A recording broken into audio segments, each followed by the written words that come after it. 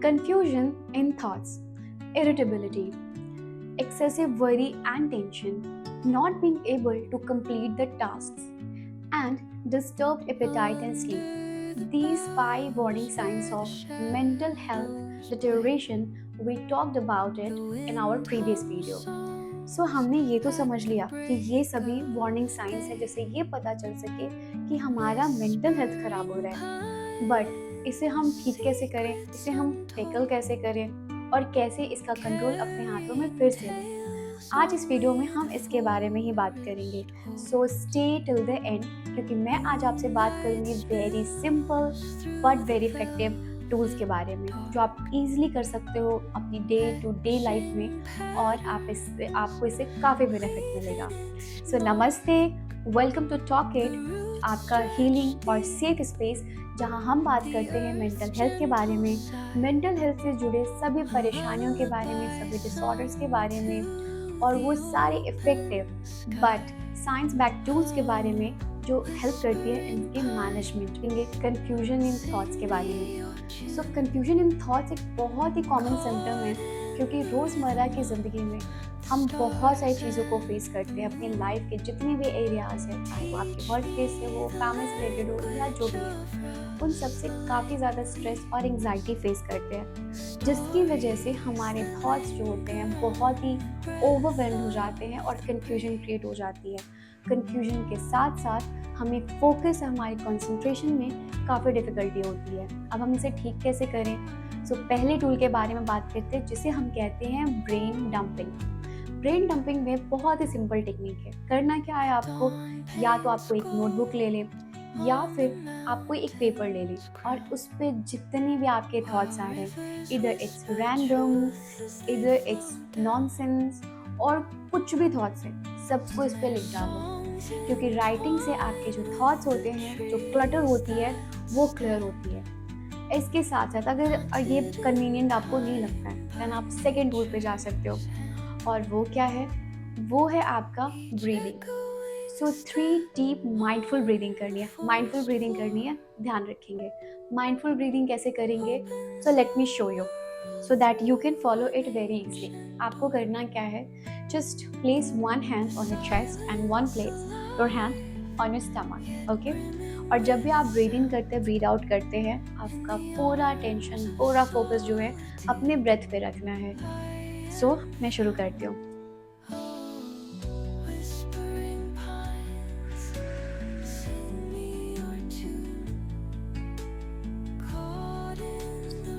सो आपने देखा कितना इजी है।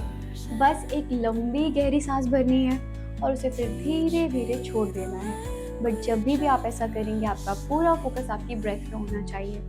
कोई भी वर्क स्टार्ट करने के पहले इसे फॉलो करें एटलीस्ट 3 टाइम्स। ये आपको इंस्टेंटली रिलीफ देगा आपके फोकस में, आपके कंसंट्रेशन में, जिससे आपको थॉट्स में कोई डिफिकल्टी नहीं होगी। नाउ हमारा सेकेंड वार्निंग साइन है इरिटेबिलिटी। जब भी हमारा इमोशनल सिस्टम ओवरलोड हो जाता है ड्यू टू नेगेटिव इमोशंस, और कोई भी इमोशंस है हमारे जो बहुत ओवरलोड हो जाता है, देन इरिटेबिलिटी वाला जो इमोशन है वो काफ़ी सरफेस करने लग जाता है, और इस इरिटेबिलिटी की वजह से आप सामने वाले को हर्ट कर देते हो और कभी कभी खुद भी हर्ट हो जाते हो। सो इसके लिए हम क्या करें?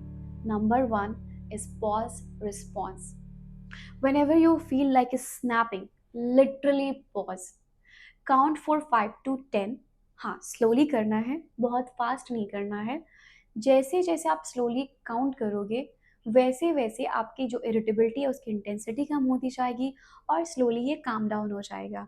और उसके बाद आप बोल सकते हैं। Second one is movement release. चाहे तो आप 10 सीढ़ियाँ चढ़ लें, या फिर थोड़ा सा वॉक कर लें कॉरिडोर में जहाँ पे भी आप हैं, या फिर थोड़े बॉडी को ट्विस्ट कर लें, या फिर आप इसके अलावा कोई भी फिजिकल एक्टिविटी कर सकते हैं। इससे क्या होगा कि आपका जो डोपामिन है वह एक्टिवेट होगा और आपका जो हैप्पी हार्मोन है वो रिलीज होगा, जिससे आपकी जो इरिटेबिलिटी है वो फिजिकली रिलीज होगी, because irritability is a stored and warning sign is your disturbed sleep and apatite.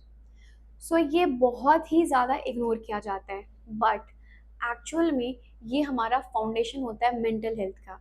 इसलिए स्लीप और एपिटाइट दोनों को ध्यान रखना बहुत ज़रूरी होता है। सो स्लीप को अपने रिसेट करना है। वो कैसे करेंगे? सोने के पहले जो हम घंटों घंटों तक फ़ोन को देखते हैं, आधे घंटे से लेकर के 1 घंटे पहले फ़ोन को छोड़ देना है और उसकी जगह पे क्या करना है? Either you can reading, either you can do little bit stretching और मे बी गाइडेड रिलैक्सेशन। इससे आपके ब्रेन को सिग्नल मिलता है कि अब रेस्ट करने का टाइम है। बिकॉज जब भी हम फ़ोन को देखते हैं, इससे हमें सिग्नल मिलता है और हमारा ब्रेन जो होता है वो एक्टिव होता है, या तो रील्स देखने में या फिर मोबाइल में पढ़ने में, जिसकी वजह से उसकी जो लाइट होती है, जो रेज होती है, वो काफ़ी प्रॉब्लम क्रिएट करती है। That's why just keep your phone away from your bed. Second one is reset your appetite. And how you can do that? Every single day. Eat on time, the same time, half an hour पहले या बाद में चलता है, but try to eat around the same time. इसके साथ साथ just follow one good habit about your balanced diet, and how you can do that, just add maybe fruits in your breakfast.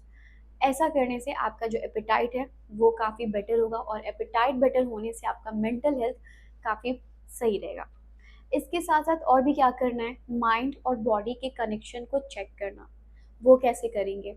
उसके लिए जब भी आप खाना खा लेते हो, उसके बाद just ask your self, did this food make you feel lighter और हेवियर? इससे आपकी अवेयरनेस बढ़ेगी कि इस फूड से आपको काफ़ी हैवीनेस फील हो रही है। अगर हैवीनेस फील हो रही है, देन बैलेंस करना है इसको और भी अच्छे तरीके से। सो फोर्थ वार्निंग साइन है not being able to complete the task. So जब भी हम बहुत ओवरवेल्म्ड हो जाते हैं because of so many task in hand, इसकी वजह से हमें कोई भी टास्क कंप्लीट करने में बहुत डिफ़िकल्टी आती है, और इसकी वजह से हम बहुत बार प्रोक्रेस्टिनेट भी करते हैं, जिसकी वजह से इफ़ेक्टिवली हम अपने टास्क को नहीं कर पाते हैं। अब इसके लिए हम क्या कर सकते हैं? इसके लिए सबसे पहला स्टेप हम कर सकते हैं चंकिंग का। आपका जो भी टास्क है, first break into small steps and then follow step by step. इससे क्या होगा कि आपको टास्क करने में बहुत ही ईजी हो जाएगा। Then the second one is pomodoro. अब ये पोमोडोरो में क्या करना है? बेसिकली हमें पोमोडोरो में 15 टू 25 मिनट्स तक अपने टास्क को करना है एंड देन 5 मिनट्स का ब्रेक लेना है। जब भी आप बहुत ही लगातार अपना टास्क करने लग जाते हो, इससे क्या होता है कि आप और भी ज़्यादा ओवरवेल्म्ड हो जाते हो, and then you stop your task and then maybe you procrastinated, and because of that you are not being able to complete the task. So इसलिए ये बहुत ज़रूरी है कि आप थोड़े टाइम के लिए अपने काम को करें, अपने टास्क को करें, and then take a pause and then you can start it again.